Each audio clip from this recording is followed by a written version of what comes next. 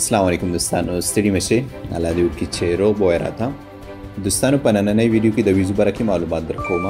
کم کسان چې په داخل د اماراتو کې دي او کم کسان چې وطن کې دي، دوی هم زیاتې پوښتنې کوي چې موږ لپاره ویزې خلاصې شوي او که نه. نو په نننۍ ویډیو کې همدې برکې معلومات درکوم. هیله لرم چې تر پایه پورې مې ملتیا وکړئ. ښه، په سر کې کم څوک چې امارات سعودي یا خوي سره په ستونزو کې دي، د دوی خوي ډېر وخت کېږي چې نه دي راغلي، نو دوستانو دغه مشکلات انشاءالله حل کېدونکي دي. ډېر ژر به د خوي یا امارات سعودي ورکولو لړۍ پیل شي. اوس به راشو خپلې موضوع ته. دوستانو، لکه څنګه چې ما څو ورځې مخکې دې برکې یو ویډیو جوړه کړې وه، کوم چې په داخل د اماراتو کې ویزو لګولو کې ستونزه ده، نو دغه ستونزه لا دوام لري. کوم ملګري چې دوبۍ نه علاوه نورو اماراتو کې ویزې لګوي، نو دوی ته تقریبا ویزې نه لګېږي. خاص کر ابوظبي آلین کې دلته کسانو ویزې جمع کړي دي، تقریبا 80% کار خلاصېدو نه پس د دوی ویزې ریجیکټ شي. مطلب دوی 80% کار پې وکړي، 80% پر مخ هم لاړ شي، خو چې کله مکمل کېږي په دې وخت کې د دوی ویزې ریجیکټ شي، مطلب چې مرفوض شي نه کېږي. بل خوا دوبۍ کې دغه ستونزه انشاءالله نشته. دوبۍ کې کوم څوک چې ویزې جمع کوي، صرف دا دی چې هلته وخت اخلي، خو نور تقریبا په سلو کې 80% کېږي. کم څوک چې ویزې باندې دي، دوی غواړي چې پخای کمه ولګوي، یا کم څوک د نورو اماراتو نه ویزه کینسل کوي او دوی دوبۍ کې لګوي، یا د چا ویزه کې وخت ختم دی، نو دغه غواړه کولی شي چې دوبۍ کې ویزې ولګوي.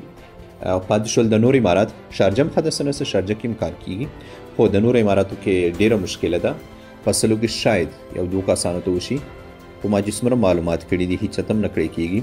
نو اصل کې دغه ستونزه ده څه څومره چې ما کسانو نه پوښتنه کړې ده، کوم چې روزانه جوازاتو ته ځي، دوی وایي چې مونږ ته وایي چې افغانانو ته فی الحال ویزې نه کېږي. ممکن یو څه وخت پس دا مشکل حل شي، خو فی الحال افغانانو ته ویل چې نه کېږي.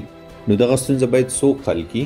دوستانو، که فکر وکړو د دغې ستونزې ډېر وکړو شو، تقریبا 2 هفتې پوره کېدونکي دي، خو زموږ مسؤل چرواکي کوم چې محترم سفیر صاحب دی او کنسل صاحب دی، فکر نه کوم چې دوی دغه موضوع متحده عربي اماراتو مسؤلو کسانو سره شریکه کړي وي.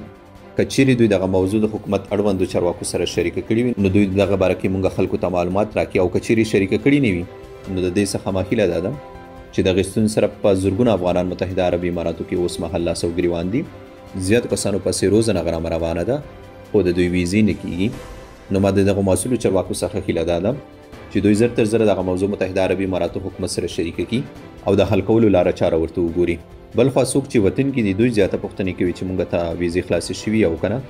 نو دوستانو، تر اوسه پورې نه ویزټ ویزې خلاصې شوي دي او نه قري پخې ویزې خلاصې شوي دي، ځکه چې پروازونه هم بند دي. تر اوسه پورې پروازونه هم نه دي خلاص شوي. نو که پروازونه خلاص هم شي، بیا هم زه ګمان نه کوم چې دغه ویزې دې خلاصې شي، ځکه که چیرې فکر وکړی شي ډېرې مودې راهیسې هم ویزټ ویزې او هم قري پخې ویزې بندې شوي دي.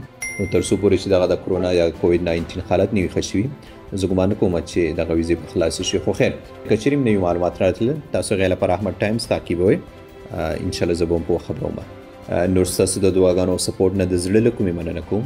ښاد او آباد اوسئ.